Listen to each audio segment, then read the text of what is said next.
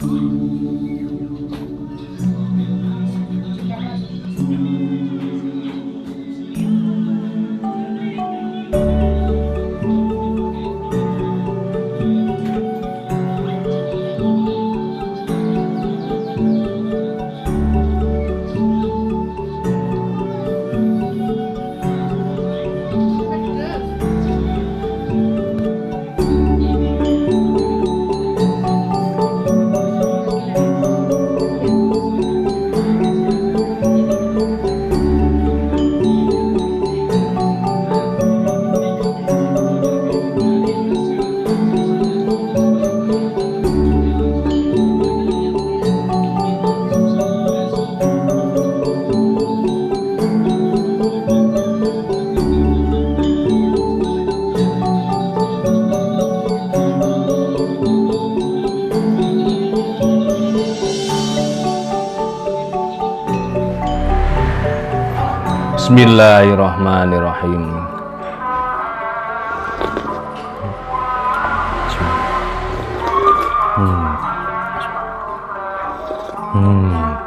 Alhamdulillah, buka. Bismillah.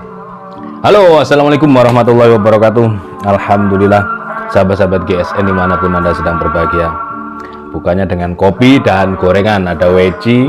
Nah, weci itu bala-bala atau bakwan atau yang lainnya, banyak penyebutan di berbagai daerah. Aslinya bentuknya sama, isinya juga sama, dan tahu isi tentunya. Oke, di sini kita akan mereview ini pisau yang sempat menjadi gacoan saya di RPH beberapa waktu lalu. Model candung, ada kopelnya, full mangga hutan. Kalau waktu itu ya, mangga hutan itu sebenarnya natural, warnanya kuning sedikit keputihan, terus berserat seperti ini, bergaris-garis seperti loreng gitu ya, lorengnya macan, itu mangga hutan. Nah, terkadang kita warnai, kadang kuning, kadang hitam, nah kadang juga hijau seperti ini, hijau lumut. Nah, waktu itu sempat menjadi gacuan saya. Ini warnanya kuning ya. Terus kopelnya ini belum dikasih besi ini. Jadi nyambung dari pengunci sini langsung ke atas ngunci. Terus cetekannya di bawah sini. Cetekannya di tengah, tidak di ujung handle. Waktu itu saya coba pakai di RPH nih. Dalam satu malam itu kebetulan saya kebagian 12 ekor, sebenarnya 13 ekor sebenarnya. Tapi sapi yang terakhir ini sudah nggak bisa dicabut. Nah, kenapa pasalnya? Kita next perhatikan. Seperti ini, full mangga hutan, cetekan, kopel. Nah, kopelnya kalau saat ini misalkan ini masuk sabuk ya, sabuk Betawian. Kita buka cetek, dia akan elastis karena ada besi ini tadi. Nah, waktu itu belum ada besinya, sehingga ketika mencabutnya, ketika saya cabut dari sabuk ini, bagian pengunci bilahnya meskipun sudah saya amankan, karena di RPH ini kerja harus cepat dan satset gitu, sehingga terkena mata bilahnya, sobek di bagian pengunci bilahnya. Makanya sekarang dibuat ini sudah masuk bengkel lagi, sudah direparasi kembali, menjadi sedemikian rupa. Kalau dulu warnanya kuning, sekarang warnanya agak ke hijau-hijauan untuk pewarnaan di bagian treatment di bagian serangka dan handlenya. Terus untuk kopelnya sekarang dikasih besi pengaman, sehingga ketika dibuka penguncinya ngebuka aman gitu loh, ngegantung, tidak seperti yang dulu sampai menyobekkan pengunci bilah gitu. Bentuknya candung pisaunya, materialnya ini dari baja S7, kodenya S705. Nah, ini kandungan karbonnya tinggi. Seperti yang kita ketahui, ketika baja itu mengandung kandungan karbon yang tinggi, jadi ada kromium, vanadium, karbon dan lain sebagainya dalam komposisi sebuah baja. Nah, kalau kromium vanadiumnya tinggi, maka dia sudah sekelas stainless steel, aman dari karat, tapi ketajamannya juga ya plus minus lah. Secara kalau dia itu kandungan karbonnya tinggi, maka ketajamannya ceres banget, tajamnya ceres, tapi mudah karatan.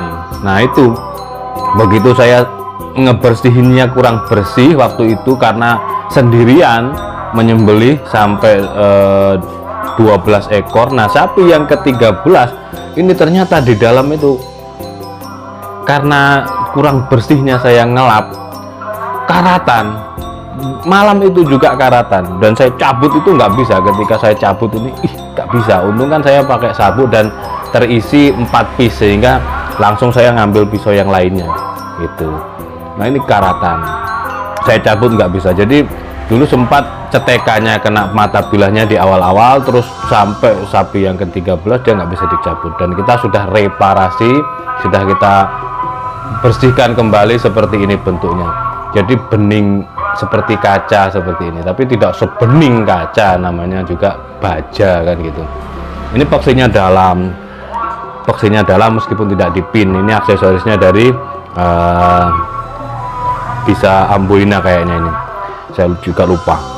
Tapi ya meskipun sekecil ini, saya berani memakai di segala jenis sapi waktu itu. Oke, ini materialnya baja S705, panjang bilahnya 25,6,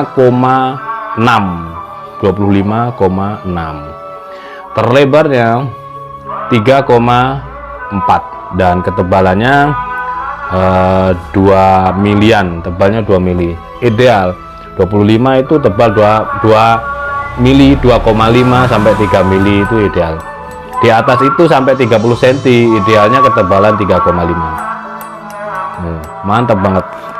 Perhatikan di kertas, di koran. Nah kalau mengetes ketajaman di koran itu, dia ke koran ini tipisnya lebih tipis daripada kertas HVS, lebih tebal daripada tisu, jadi lebih enakan di koran. Sering itu gurih banget, garing. Nah tajamnya seperti ini. Coba kita tes di tisu. Ini kalau di stropping itu tambah mantap lagi. Jadi historinya seperti itu.